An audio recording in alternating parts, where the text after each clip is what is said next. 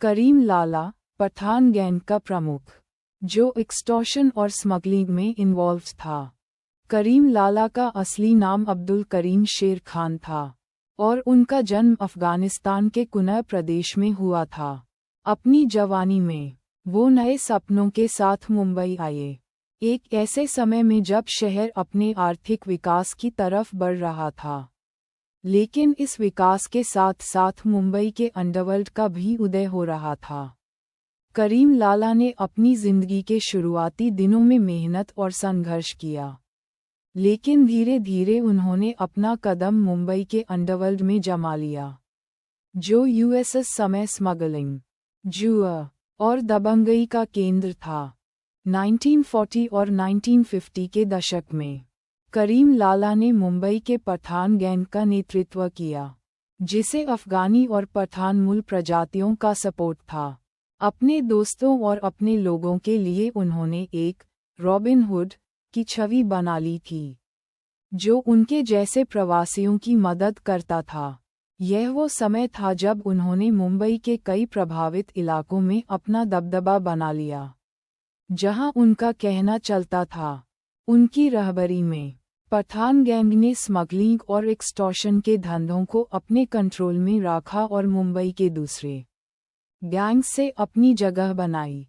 एक रोचक घटना तब हुई जब करीम लाला और हाजी मस्तान, जो यूएसएस वक्त एक मशहूर स्मगलर थे, के बीच एक समझौता हुआ।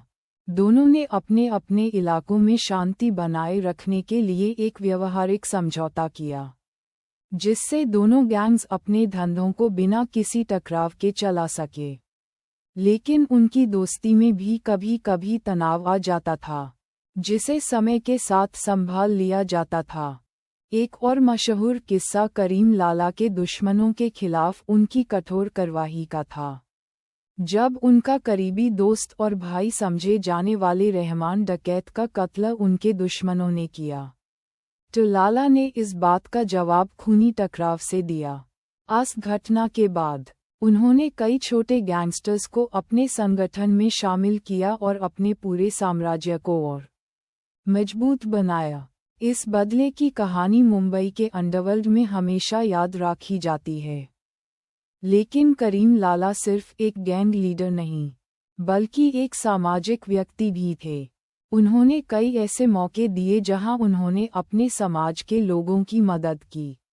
एक मौका तब आया जब एक गरीब परिवार के बच्चों को पढ़ाई के लिए मदद की जरूरत थी। लाला ने बिना किसी प्रचार के उनका पूरा खर्चा उठा लिया, जिससे लोग उनकी इज्जत करने लगे। वो ऐसे व्यक्ति के रूप में देखे जाते थे जो एक हाथ से शहर पर राज करता था और दूसरे हाथ से सामाजिक सेवा करता था।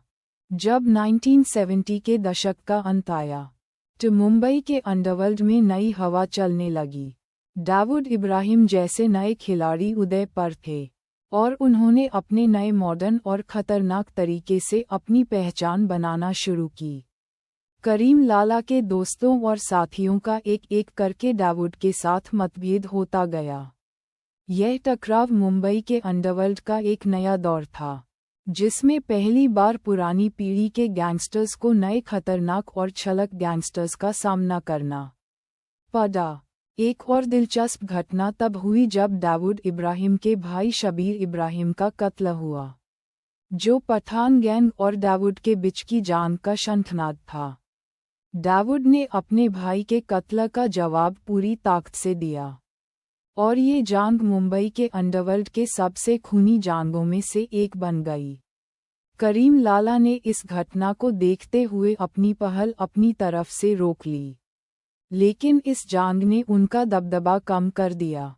करीम लाला ने अपनी जिंदगी में कई लोगों को अपना दुश्मन बनाया, लेकिन कई ऐसे भी थे जो उन्हें अपने मैसिया के रूप में देखते थे। 1980 के दशक में उन्होंने धीरे धीरे अपने आप को अंडरवर्ल्ड के कार्यों से अलग करना शुरू किया।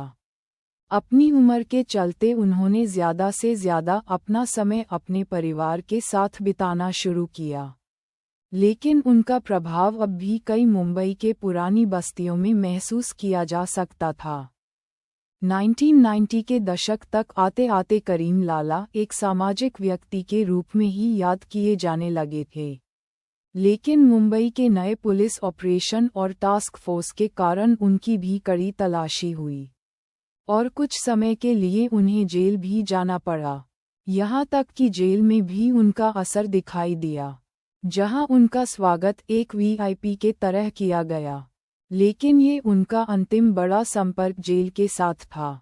उनका अंत 2002 में आया, जब उन्होंने मुंबई में अपनी अंतिम सांस ली। उनका अंतिम संस्कार भी एक बड़ी घटना थी, जिसमें कई लोग उन्हें श्रद्धांजलि देने आए। आज भी करीम लाला को मुंबई के अंडरवर्ल्ड के इतिहास में एक महत्वपूर्ण किरदार के रूप में देखा जाता है। उनकी कहानी एक ऐसे व्यक्ति की है जिसे लोग डर भी करते थे और इज्जत भी देते थे।